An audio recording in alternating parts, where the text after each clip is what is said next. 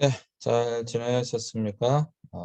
오늘 수업하도록 하겠습니다. 이제 얼마 안 남았죠? 이제 얼마 안 남았습니다.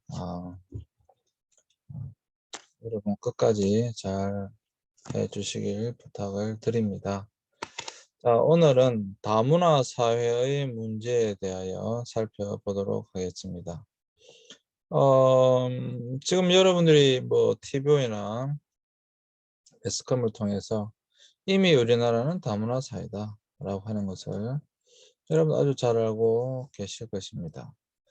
그래서 이 다문화 사회의 문제, 이것은 우리가 지금 이 대한민국이라는 사회가 직면하고 있는 가장 큰 문제 중에 하나다라고 하는 것이고요. 앞으로 점점 더 이 문제는 커져가게 될 것입니다. 그럴 수밖에 없어요. 우리나라는 빠르게 다문화 사회로 가고 있기 때문에 그런 것입니다. 그래서 다문화 사회의 문제에 대하여 여러분들과 함께 살펴보고자 합니다. 이 부분이 조금 뭐 만약에 미진하면 사실 좀 더 깊이 있게, 왜냐하면 개괄적인 것만을 다룰 수밖에 없기 때문에 그런 거죠. 일단은 살펴보고 말씀드리도록 하겠습니다. 자, 이제 이게 지금 여러분들이 가장 먼저 봐야 할 첫 번째 문제인데요. 그게 뭐냐 하면 우리나라 사회가 다인종, 다문화 국가로 급속히 변화해 가고 있다라고 하는 것입니다. 지금까지 우리나라는 단일 민족 국가, 단일 문화 국가, 이러한 것들이 굉장히 강했어요. 조금 강한 것이 아니라 굉장히 강했습니다. 그래서 뭐 우리나라의 어떤 노래 속에도 그런 부분이 굉장히 강조되어졌고, 우리나라 그 역사 시간에도 보면 굉장히 그러한 것들이 강조되어지고 있습니다. 뭐 그러한 것들이 잘못됐다거나 뭐 나쁘다 이런 걸 말씀드리려고 하는 건 절대로 아니에요. 네, 그런 건 잘못된 것도 나쁜 것도 아닙니다. 근데 지금까지는 그랬다 이 말이에요. 근데 이 단일민족 국가, 단일민족 혹은 단일문화라고 하는 이러한 개념에서 너무도 빠르게 다인종, 다문화 국가로 급속하게 이게 중요하거든요. 급속하게 변화해 가고 있다라고 하는 거예요. 그 속도가 너무 빠르다라고 하는 것입니다. 너무 빠르다라고 하는 거예요. 그래서 2013년 75만 명 내외인데 2020년 100만 명 예상이 아니고 100만 명 훨씬 넘어섰고요. 지금 2021년 현재 약 200만 명 정도의 다문화 사람이 있습니다. 엄청난 숫자죠. 엄청난 숫자입니다. 물론 지금은 코로나 때문에 주춤한 건 사실입니다. 지금 코로나 상황이기 때문에 뭐 굉장히 지금 들어오고 나가고 하는 사람이 정말 적죠. 그러다 보니까 좀 주춤하고 있는 것은 사실인데 이제 코로나가 사라지고 나면 또다시 우리나라에 많은 사람들이 들어오게 되겠죠. 지금 이 다문화 하면 특히 다문화 노동자들이 많이 있는데요. 이 다문화 노동자들이 지금 우리나라에 반드시 필요한데 들어오지를 못하니까 시골 농촌 같은 경우는 일손이 부족해가지고 문제고요. 뭐 김천만 하더라도 공장에서 지금 뭐 일할 사람을 찾지 못하기 때문에 굉장히 어려운 상황 가운데 있는 것이 사실입니다. 그렇기 때문에 급속하게 지금 다문화 사회로 가다가 코로나 때문에 잠시 멈춰진 것은 사실입니다. 그런데 이것은 더 늘어날 수밖에 없어요. 어, 네. 그런데 문제는 뭐 다문화 사회로 간다. 이거는 뭐 다문화 사회로 가면 되는 것인데 문제가 뭐냐면 이들의 다수가 편견과 차별, 인권 침해를 경험하고 있다라고 하는 거예요. 어, 다문화 사람들이 우리나라에서 편안하게 잘 살 수 있다고 한다면 좋겠는데 굉장히 편견과 차별 속에서 인권 침해를 경험하고 있다라고 하는 것이 문제인 거죠. 그러다 보니까 이 사람들이 한국 사회의 적응에 어려움을 겪고 있는 실정이다. 그래서 한국 사회의 적응에 어려움을 겪고 있다. 이게 문제인 거죠. 음. 그들이 와서 한국 사회에 잘 적응하고 이제 우리와 함께 잘 살아간다고 한다면 뭐 전혀 문제가 없는데 안타깝게도 그들이 한국 사회에 잘 적응하고 있지 못하다. 이게 문제다라고 하는 것이죠. 또한 외국인 이주민의 2세대 이게 이제 또 더 큰 문제 이게 2세대 다문화 교육에 있어서 굉장히 큰 문제점들이 많이 노출되고 있는데요. 2세대 역시 언어 소통 및 학교 부정의 문제와 함께 집단 떠돌이, 정체성 혼란, 정서장애를 경험한 비율이 높아지고 있다. 이 정체성 혼란이 다문화 자녀들에 있어서 가장 큰 문제거든요. 그러니까 뭐 예를 들자면 한국 아버지, 한국의 아버지와 베트남 어머니 사이에서 태어났다고 생각해 보세요. 자, 태어났습니다. 태어났으면 이 아이는 한번 생각해 보세요. 한국 아이일까요? 베트남 아이일까요?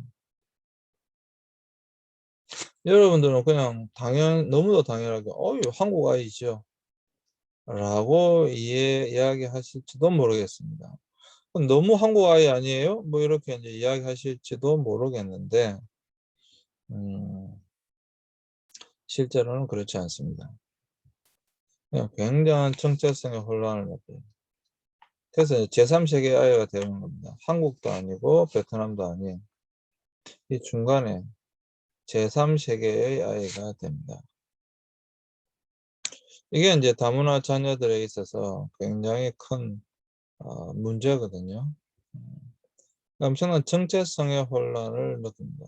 그러니까 한국에서 태어나서 한국에 자라지만 온전히 한국 사람이다라고 하는 정체성을 가지지 못해요.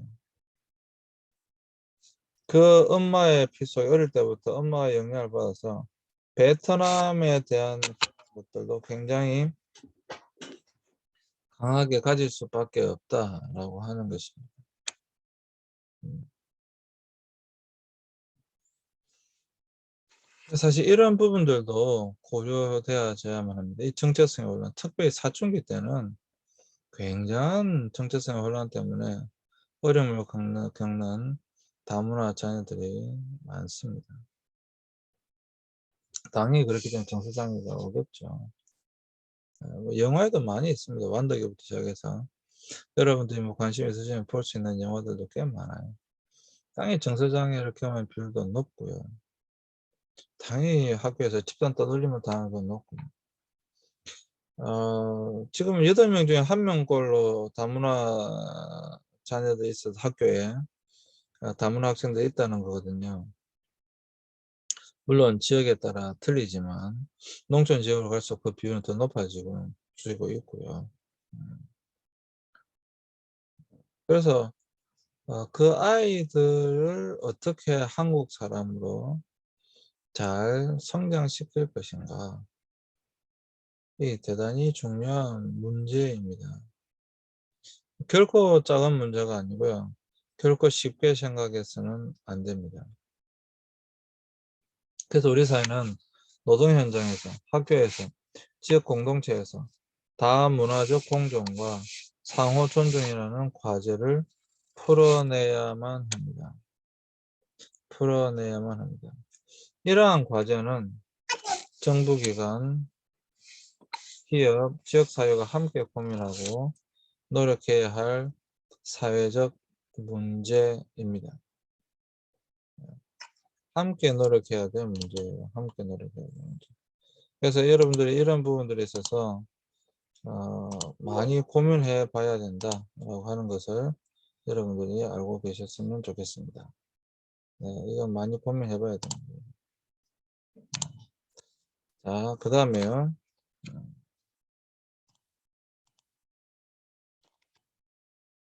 그 다음에 이제 우리가 봐야 할 것이 다문화 사회 문제의 개념입니다. 다문화 사회의 문제의 개념.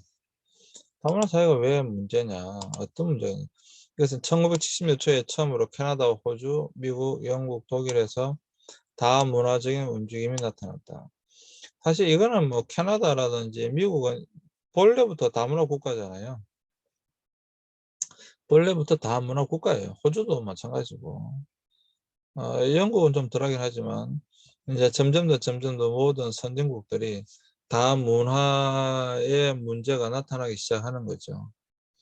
그래서 다문화 사회란 기존의 단일 문화와 대비되는 개념으로서 즉 동일한 혈통과 문화를 추구하는 단일 문화에 다른 문화들이 통합되어 하나의 사회 안에 각기 다른 집단들이 형성해낸 문화가 혼용된 상태를 말합니다. 동일한 혈통과 문화를 추구하는 단일 문화에 다른 문화들이 통합되어 하나의 사회 안에 각기 다른 집단들이 형성된 문화가 혼용된 것. 이게 다문화 문화다. 다문화인 것이죠. 그러다 보니까 여러분, 사실 여러분, 문화라고 하는 것은 어떤 그 공동체의 기본적인 사회 합의거든요. 기본적 사회의 합의입니다. 합의. 그게 문화예요. 그런데 이 기본적인 사회 합의가 만약에 다른 어떤 문화가 들어왔다. 그러면 어떤 문제가 발생해? 충돌이 일어나게 됩니다. 왜? 이 문화가 다르다라고 하는 것은 기본적인 합의가 다르다라고 하는 것이에요. 기본적인 사상 체계가 다르다라고 하는 것이에요. 그러니까 기본적인 합의와 사상 체계가 다르기 때문에 어떻게 되겠어요? 충돌이 일어날 수밖에 없는 거예요. 그게 문제예요. 그래서 기본적인 합의가 일어나지 않기 때문에 충돌이 일어난다라고 하는 것입니다. 충돌이 일어난다. 그래서 이 충돌을 최소화시키고 이 두 문화가 어떻게 하면 잘 융합될 수 있을 것인가, 잘 하나 되어질 수 있을 것인가, 이런 부분들이 이제 문제가 되어지는 것이죠. 어떻게 하면 하나가 되어질 수 있을 것인가, 이런 걸 이제 고민해 봐야 되는 거죠. 하나가 되게 하기 위해서 고민해 봐야 되는다라고 하는 것입니다. 그러니까 여러분, 문화와 문화가 하나 된다라고 하는 것은 결코 단순한 부분이 아니에요. 지금까지 살아왔던 모든 부분에 그것이 다 바뀌지 않으면 어렵습니다. 여러분, 문화적은 굉장히 어려운 거예요. 저 같은 경우에는 미국에서도 살아보고 인도에서도 살아보고 했는데 특별히 인도에 갔을 때 5년 동안 정말 어려웠어요. 여러분, 인도에 갔을 때 가장 어려운 건 그 나라 사람들은 뭐 가장 간단하게 말씀드리면 화장실에 가면 화장실에 가잖아요. 화장실에 가면 거기에 휴지가 없고 물통이 하나 이렇게 있습니다. 물통이 이렇게. 그러니까 볼일 보고 뭐라는 게 씻으라는 거예요. 휴지로 닦는 게 아니고 씻으라는 거예요. 그래서 그 나라 사람들은 휴지로 닦지 않습니다. 그리고 볼일 보고 나면 씻습니다. 근데 그 씻는 게 오른손은 절대 씻지 않습니다. 왼손으로 씻습니다. 이렇게 왼손으로 이렇게 씻어요. 음. 그 여러분들 그런 문화권에 가가지고 여러분 사시라 그러면 어떠시겠어요? 그리고 오른손은요 손으로 밥을 먹습니다. 이 인도 사람들이 손으로 밥을 먹는 거는 가난한 사람들이거나 못 배운 사람들만 손으로 밥을 먹는 게 아닙니다. 귀족들도 부자들도 손으로 밥을 먹어요. 그리고 그들의 개념에 있어서는 식당이라고 쳐봐요. 그러면 식당에서 주는 그 숟가락이 훨씬 더 지저분하다고 생각하는 거예요. 왜? 그 숟가락은 수많은 사람들의 입에 물론 씻지만 수많은 사람들의 입에 들어갔다 나왔기 때문에 이 숟가락을 더 못 믿겠다라고 하는 거예요. 근데 이 손은 평생 남았었기 때문에 제일 깨끗하다라고 하는 거예요. 그래서 모든 식당에는 손 씻는 그 세면기가 있습니다. 다 손을 씻고 밥을 먹는 거예요. 손 안 씻고 밥을 먹는 게 아니고. 물론 다 먹고 나서 손을 씻죠, 당연히. 그래서 이 손으로 밥을 먹는 것이 훨씬 더 그들은 깨끗하다라고 생각합니다. 그래서 제가 이제 인도에 살면서 저보고도 당연히 주면 손으로 밥을 먹으라 할 때가 아니에요. 숟가락이 없으니까 안 주니까 숟가락 자체를 숟가락 자체를 안 줘요. 안 주니까 뭐 식당에 가면 물론 달라면 주지만 그냥 시골이나 들어가면 숟가락 자체가 없으니까. 그럼 어떻게 해야 되겠어요? 어떻게 해야 되겠어요? 정말 저는요, 네, 이게 5년 동안 정말 이거 적응을 못 해가지고 손으로 밥을 적응을 못 해가지고 올 때까지도 손으로 밥을 못 먹었습니다. 올 때까지도. 어떻게 먹느냐? 그냥 밥을 이렇게 먹거나 이렇게 먹거나 아니면 종이나 이런 게 있으면 종이로 이렇게 떠 먹거나 아니면 뭐 군대 생활을 했던 것처럼 나무를 꺾어 가지고 나무를 꺾어 젓가락을 만들어서 나무로 먹거나 이렇게 먹었어요.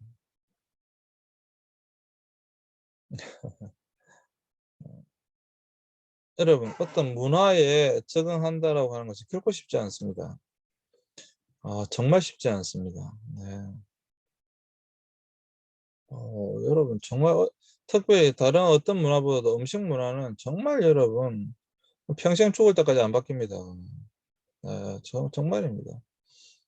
인도에 있을 때 살 수 있는 건 뭘 먹어야 사느냐 하면 뭐 아무리 맛있는 거 먹어도 안 살아납니다. 근데 딱 라면 한 그릇 먹으면 살아납니다. 왜? 라면처럼 맛을 낼 수가 없으니까. 그래서 라면은 한국 음식이잖아요. 한국 소스가 들어가 있는 거잖아요.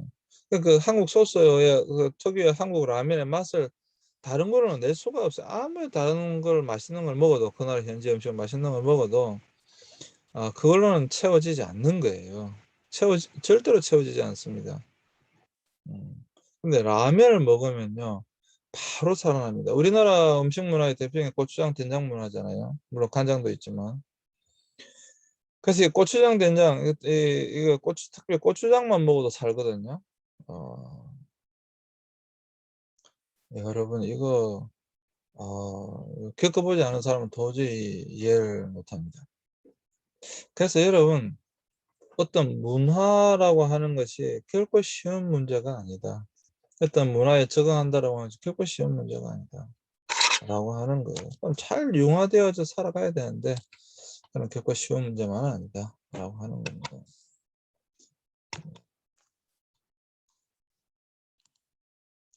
자,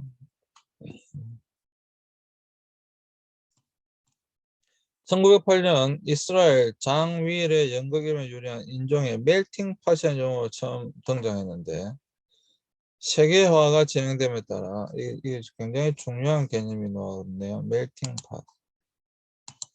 멜팅팟. 말 그대로 끓는 팥이잖아요. 끓는 그릇이잖아요.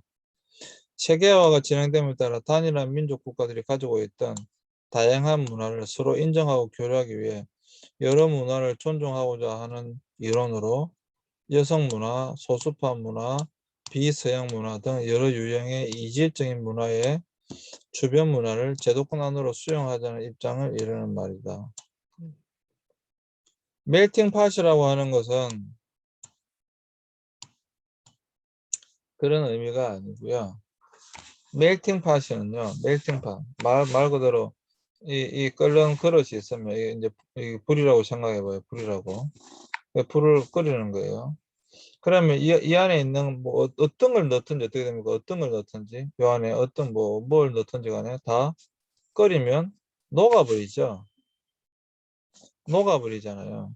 그러니까 어떤 문화를 넣더라도 그 속에서 끓여버려서 그냥 녹여버리는 것을 멜팅팟이라고 합니다.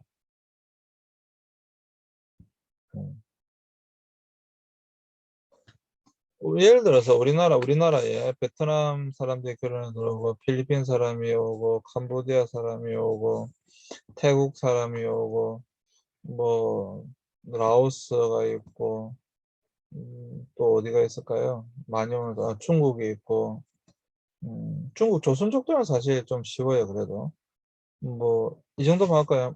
몽골 사람들 많죠. 몽골 사람도 있고 이런 다양한 나라의 사람들이 왔다고 생각해 보세요.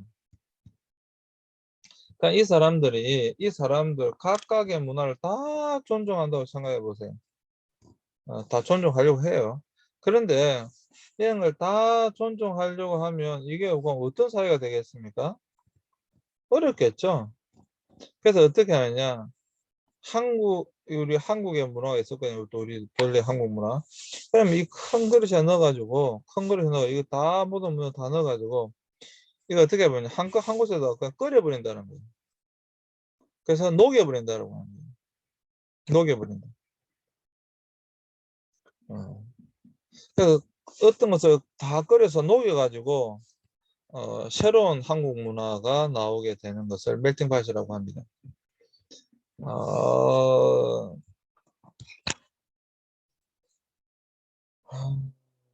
이게 사실 여러분, 다문화 사회에서 가장 중요한 것이 뭐냐면, 다문화라고 할 때, 다문화 사회라고 할 때 가장 중요한 것이 뭐냐면, 소수에 대한 배려이거든요. 소수에 대한 배려. 이 소수에 대한 배려. 소수에 대한 배려는 오늘날 보면 성소수자에 대한 배려도 있고요. 그래서 뭐 동성애 인정하자 이런 것도 있고, 소수에 대한 여성도 여기에 포함됩니다. 예. 여성 인권. 그래서 굉장히 여성 인권에 대해서 많이 이야기하고 있잖아요. 성소수자고 여성도 없고. 하여튼 이 소수에 대한 배려 속에서 다문화. 어쨌거나 200만이라 할지라도 우리나라에서는 소수이니까 다수가 아니잖아요. 다수는 한국 본토 사람들이고 이들 소수란 말이에요. 이들 소수에 대해서도 배려해줘야 된다고 하는 것이 오늘날의 이론이에요. 오늘날의 이론이에요. 오늘날의 이론. 처음에는 이렇게 멜팅팟이라고 해가지고 아예 다 끓여서 녹여서 그냥 하나의 문화로 만들어내야 된다라고 했는데 오늘날에는 그래도 각각의 문화를 존중해 주는 쪽으로 가고 있다라고 하는 것입니다. 실제로 오늘날에는 각 문화를 존중해 주는 쪽으로 가고 있어요. 여러분, 그 성소수자에 대한 배려도 거기에서 나온 겁니다. 그들도 소수이지만 어떤 그들의 문화를 인정해 주자라고 하는 거예요. 인정해 주자. 그리고 이 비서양 문화라고 하는 것도 마찬가지입니다. 너무 서구화 시키려고 하지 말자라고 하는 거예요. 어, 여러분, 우리나라 사람들은요, 미국 문화가 더 좋은 문화고, 동남아시아 문화를 약간 좀 우습게 깔보는 그런 경향성이 분명히 있습니다. 그런 경향성이 있어요. 그러니까 그런 경향성을 없애자, 이런 겁니다. 그런 경향성을 없애야 된다고 합니다. 그런 경향성을 사실 여러분 없애지 않으면 다문화 사회 속에서 힘들어지게 됩니다. 힘들어지게 돼요. 왜? 그럼 분명히 베트남, 필리핀, 캄보디아, 태국 이런 사람들 소수잖아요. 근데 그 사람들도 이미 우리나라에 뭐 결혼을 해왔던, 결혼을 해왔다고 생각해 보세요. 네, 다문화 결혼인데, 다문화 결혼을 통해서 이주를 해왔어요. 우리나라에 애를 낳았어요. 그럼 그 사람이 이 땅에 잘 살아가야 되잖아요. 잘 살아가야 되는데, 잘 못 살아가게 만든다고 한다면 그건 문제잖아요. 그렇기 때문에 그들에 대해서 잘 배려를 해줘서 그 사람들이 잘 한국 사회에 적응하고 잘 살아갈 수도 해줘야 되는 거죠. 음. 사실 여러분 다문화 사회 굉장히 어려운 문제입니다. 그러니까 뭐 모든 사람의 문화를 다 존중해줘야 될 것이냐. 그 존중한다라고 하는 건 또 어떤 의미냐. 특히 이슬람 문화. 이슬람 문화를 존중한다라고 하는 것은 어떤 의미냐. 할랄 푸드만 먹는데 할랄 푸드가 그런 모든 거 다 인정해 존중해줘야 되는 것이냐. 여러분 샤리아법에 근데 그런 다문화에서 또 다른 큰 문제가 또 다문화 종교거든요. 그런 부분들은 어떻게 할 거냐. 굉장히 복잡한 문제입니다. 굉장히 복잡한 문제입니다. 어쨌거나 멜팅팟이라고 하는 그건 모든 걸 다 넣어서 그냥 다 녹여버린다. 사실 그건 거의 불가능합니다. 불가능합니다. 그래서 이 다문화 사회라고 하는 것이 어, 반드시 가야 될 것이면 틀림없지만 분명한 문제점들도 있다라고 하는 것을 여러분들이 알아주셨으면 좋겠습니다. 자, 잠시 쉬었다가 다음 시간에 하도록 하겠습니다. 잠시 쉬겠습니다.